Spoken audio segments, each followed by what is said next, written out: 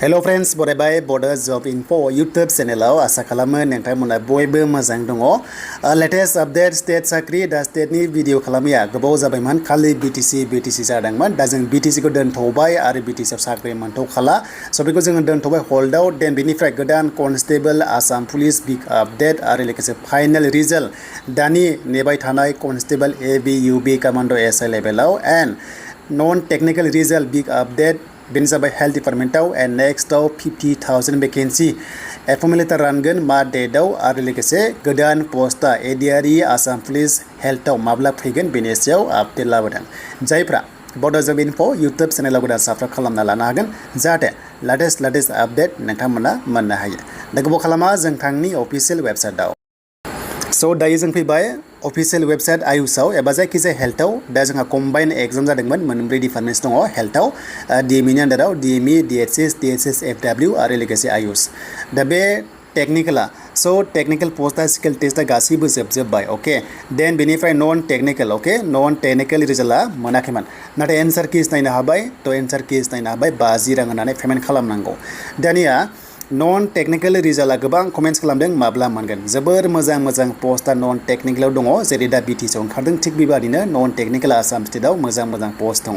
दा बे रिजाल्ट माब्ला मोनगोन दा सर्ट्सआव मोननाय बादिबा 9 नङाबा 10 सेप्टेम्बराव बिनि रिजाल्ट मोनगोन अके 9 नङाबा 10 सेप्टेम्बराव बिनि रिजाल्ट मोनगोन आरो लोगोसे लोगो साननै सानथामनि उनावनो बाइबा टेस्ट खालामगोन अके बाइबा टेस्ट लागोन बेनो जाबाय 18 नङाबा 19 नङाबा 20 सेप्टेम्बराव बेनो जाबाय बाइबा टेस्ट लागोन अके थ' बिनिफ्राय फाइनाल रिजाल्ट दा सीमा बुंनाय बादिबा जायखिजाया आसाम स्टेटनि हमना ला आसाम पुलिस अके आसाम पुलिस बेनिफ्राय ADRE बेनिफ्राय हमना ला हेल्थआव स' बिनि फाइनाल आरो लोगोसे DWE आरो लोगोसे GT PCT बिथाङा बुंनाय बादिबा बेनो जाबाय 9 अक्ट'बराव फाइनाल रिजाल्ट मोनजोबगोन होनना बुंदों अके जायखिजाया फार्स्ट सप्ताह अक्ट'बराव फाइनाल रिजाल्ट मोनगोन आसाम पुलिस बेनिफ्राय ADRE बेनिफ्राय हेल्थआव देन एपइन्टमेन्ट लेटार राननाया बेनो जाबाय 10 अक्ट'बराव स' 10 अक्ट'बराव खानापारा फिल्डआव बेखौ रानगोन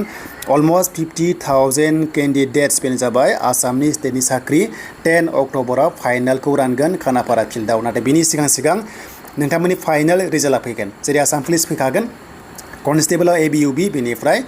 नोंथांमोननि DME DHS आयुष बेखिनियाव फैगोन प्लास GT PCT आरो DWE टेटनि सायावबो फैगोन आरो दा बेखौ जों नेना थाबाय बे रोखाखा जेबो टेनसन गैया सीमा जि बुङो बेनो जाखायो बेखायनो जायफ्रा ADRE आव बाइबा टेस्ट होना दोनदों एबा स्किल टेस्ट होना दोनदों एबा आसाम पुलिसाव होना दोनदों नोंथांमोननि साख्रिया फैगासिनो जुदि खाफालाव दङबा दानिया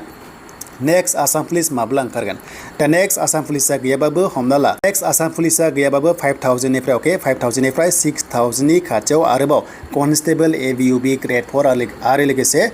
कमान्डो लेभेलाव SI लेभेलाव आरोबाव फैबावगोन होनना बुंनाय सीमा देन माब्ला ओंखारगोन बिनि नटिफिकेसन बेनो जाबाय अक्ट'बरनि लास्ट उइकनिफ्राय नभेम्बराव बियो ओंखारगोन अके जेब्ला 10 तारिखआव रिजाल्ट होगोन ना बिनि लोगोनो नेक्स्ट सप्ताहनिफ्राय अक्ट'बर सेकेन्ड सप्ताह एबा हमना ला लास्ट उइकनिफ्राय नभेम्बरनि गेजेराव एप्लाइ जागोन आरो लोगोसे फिजिकेल टेस्टआ जानुवारि आरो फेब्रुवारियाव कमप्लिट जागोन अके हमना ला जानुवारियाव जानानै लोगो एग्जाम थाब खालामनानै बेनो जाबाय थाबनो नोंथांमोननिया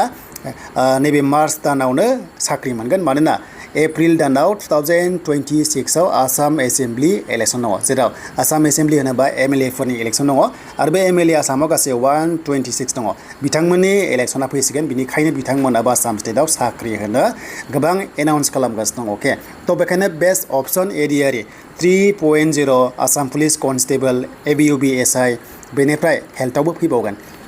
स' बेखायनो प्रेक्टिस खालामबाय थादो BTC आवथ' आसा गैखाला दासान्दि कन्डिशनखौ नायोबा दा बेखायनो बेयावबो नोंथांमोना ट्राइ खालामनो हासिगोन कचिं लानोबा लाखादो सोरबा गोसो दङबा जायखिजाया एबारे कम्पिटिसना हाइ जागोन ADRE आवबो दानि 2.0 बायदि जागोन बेखायनो प्रेक्टिस खालामबाय थाखादो दा बेनो आरो गुड निउसआ जे आसाम पुलिस गोदान फैगोन कनस्टेबलाव ABUB आव टेनसन दा जाफुंबायमोना गोबां कमेन्ट्स खालामदों फैगोन ना फैया आसाम फरेस्ट फैनाय चान्सआ दङ बेनिफ्राय APDCL आवबो 5,000 पस्टआ फैनो गोनांमोन बेबो फैनो हागौ अके खुनु थिग गैया फैनो हागौ दा जियानो जा टेनसन लाथ'नांला जास्ट गोदान फरायफिनदो आरो लोगोसे फ्रेश माइन्डआव मोजां फरायनानै प्रेक्टिस खालामबाय थाखादो आसाम पुलिसावबो UB होनोबा स' UB होनोबा दानि जुगाव काटअफआ 34 गाहाम थाङोबासो सेफ जन दङ फिजिकेल टेस्टआव आरो AB होनोबा हमना ला 53 आरो 54 लाबासो सेफ जनखौ नुनो मोनगासिनो दङ दा बेनो आरो बयनिसिमबो अल द बेस्ट थाबाय नेक्स्ट लेटेस्ट आपडेट फैबाय थागोन आसाम स्टेटनि सेन्ट्रेल साख्रिनि गोबां दाय दंफैयो स' नोंथांमोना नेक्स्टआव स्टेप बाय स्टेप मोननो हागोन बेनो जाबाय बड' जब इनफो इउटुब चेनेलाव